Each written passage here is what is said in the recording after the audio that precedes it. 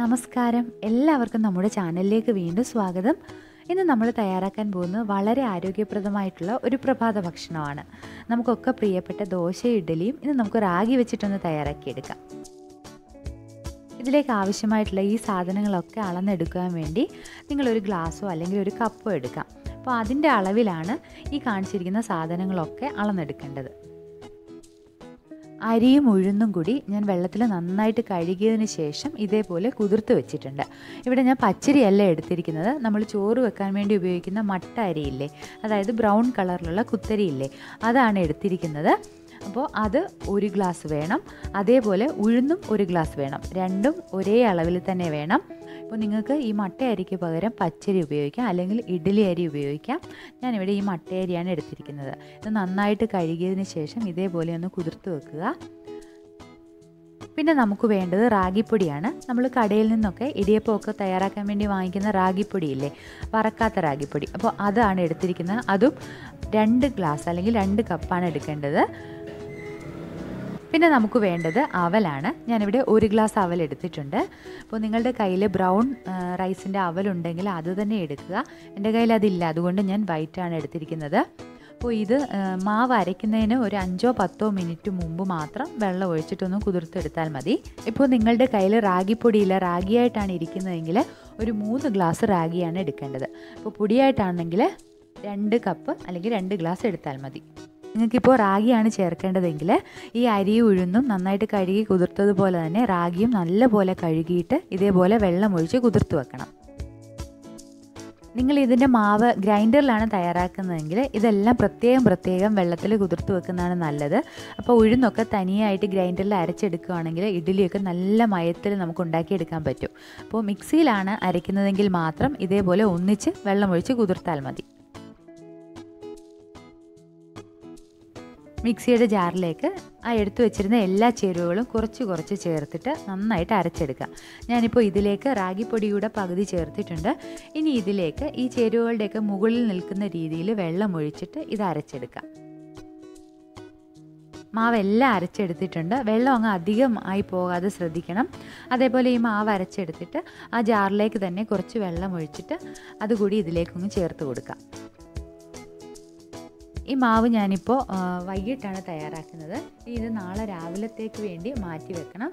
അപ്പോൾ ഇത് നന്നായിട്ട് മിക്സ് ചെയ്തിട്ട് അടച്ച് വെക്കാം. നാളെ രാവിലെ ആകുമ്പോൾ ഇത് നന്നായിട്ട് പുളിച്ചു വരും. ഞാനിപ്പോൾ ഈ മാവ് വേറൊരു പാത്രത്തിലേക്ക് മാറ്റിയിട്ടുണ്ട്. ഇനി ഇത് കൈകൊണ്ട് നന്നായിട്ടൊന്ന് മിക്സ് ചെയ്ത് കൊടുക്കണം. കൈകൊണ്ട് തന്നെ മിക്സ് ചെയ്യുന്നതാണ് നല്ലത്. അപ്പോൾ ഈ മാവ് നന്നായിട്ട് പുളിച്ചു വരും. നല്ല ചൂടൊക്കെയുള്ള ഒരു കാലാവസ്ഥയാണെങ്കിൽ മാവ് കുറച്ച് ലേറ്റായിട്ട് അരച്ച് വെക്കുന്നതായിരിക്കും നല്ലത്. അതല്ലെങ്കിൽ രാവിലെ ആകുമ്പോഴത്തേക്ക് മാവ് ഓവറായിട്ട് അങ്ങ് പുളിച്ചു പോകും. അതുകൊണ്ട് കുറച്ച് ലേറ്റായിട്ട് അരച്ച് വെക്കാം. മാവിലേക്ക് നമുക്ക് ഉപ്പ് ചേർത്തിട്ടൊന്ന് ഇളക്കിയെടുക്കാം. ഇപ്പോൾ രാവിലെ ആയിട്ടുണ്ട്. കറക്റ്റ് പാകത്തിന് ഇത് പുളിച്ചു വന്നിട്ടുണ്ട്.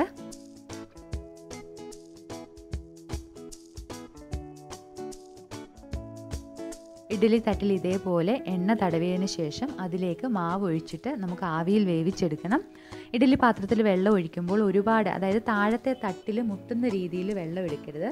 അങ്ങനെയാണെങ്കിൽ ആവിയും വെള്ളവും ഒക്കെ ആ തട്ടിലേക്ക് കയറിയിട്ട് ഇഡ്ഡലിയുടെ ആ മാവ് കുഴഞ്ഞു പോകും, വെള്ളം പിടിച്ചതുപോലെ ഇരിക്കും.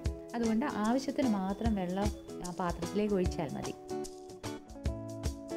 ഇനി ഇത് നമുക്ക് ആവിയിൽ വേവിച്ചെടുക്കാം. നിങ്ങൾക്ക് വേണമെങ്കിൽ ഒരു പ്ലേറ്റിലേക്ക് ഒഴിച്ചിട്ട് വേണമെങ്കിൽ ഇത് വേവിച്ചെടുക്കാം. ഇഡ്ഡലിയുടെ ഷേപ്പ് അല്ലാതെ നമുക്ക് വട്ടയപ്പമൊക്കെ ഉണ്ടാക്കുന്നത് പോലെ തന്നെ ഒരു പ്ലേറ്റിലേക്ക് ഒഴിച്ചിട്ട് വേണമെങ്കിൽ ഇത് ആവിയിൽ വേവിച്ചെടുക്കാം. ഒരു 10-15 മിനിറ്റിനുള്ളിൽ നമുക്കിത് റെഡിയായി കിട്ടും. ഇതാ നമ്മുടെ ആരോഗ്യപ്രദമായ രുചികരമായിട്ടുള്ള റാഗി ഇഡ്ഡലി തയ്യാറായിട്ടുണ്ട്. ഇനി നമുക്ക് ഇതേ മാവ് വെച്ചിട്ട് റാഗി ദോശ ഉണ്ടാക്കാം. അപ്പോൾ ദോശ ഉണ്ടാക്കുമ്പോൾ ആ മാവിലേക്ക് കുറച്ചുകൂടി ഒന്ന് വെള്ളം ചേർക്കണം. ഒന്നുകൂടി ഒന്ന് ലൂസാക്കിയിട്ട് വേണം ദോശയ്ക്ക് വേണ്ടി എടുക്കാൻ.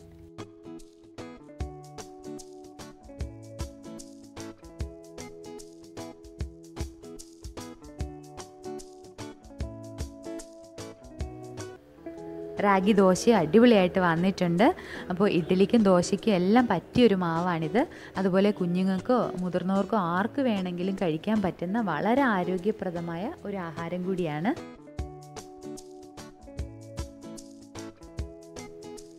നല്ല സോഫ്റ്റ് ആയിട്ടുണ്ട് ഇഡ്ഡലി. ഞാൻ ഇതൊന്ന് മുറിച്ച് കാണിക്കാം. ഇതുപോലെ പഞ്ഞി പോലെ നമുക്ക് ഇഡ്ഡലി തയ്യാറാക്കി എടുക്കാൻ പറ്റും. നല്ല ടേസ്റ്റുമാണ്. അതുപോലെ ദോശയും നല്ല സോഫ്റ്റാണ്. ദോശയ്ക്കും ഇഡ്ഡലിക്കും ഈ ഒരൊറ്റ മാവ് മതി. നിങ്ങൾ ആദ്യം ഇഡ്ഡലി തന്നെ തയ്യാറാക്കുന്നതാണ് നല്ലത്. കാരണം ഫ്രിഡ്ജിൽ വെച്ച് കഴിഞ്ഞാൽ ചിലപ്പോൾ ഇഡ്ഡലി അടുത്ത ദിവസം കുറച്ചൊന്ന് കട്ടിയായിരിക്കാൻ സാധ്യതയുണ്ട്. അതുകൊണ്ട് മാവ് തയ്യാറാക്കുന്ന സമയത്ത് ആദ്യത്തെ ദിവസം ഇഡ്ഡലി ഉണ്ടാക്കുക, പിന്നെ അത് ദോശയ്ക്ക് വേണ്ടി എടുക്കാം. അപ്പോൾ നിങ്ങൾ ഉണ്ടാക്കി നോക്കുമല്ലോ. അതിനുശേഷം അഭിപ്രായങ്ങളും അറിയിക്കണം. മറ്റൊരു നല്ല വീഡിയോയുമായിട്ട് വീണ്ടും കാണുന്നത് വരെ നന്ദി, നമസ്കാരം.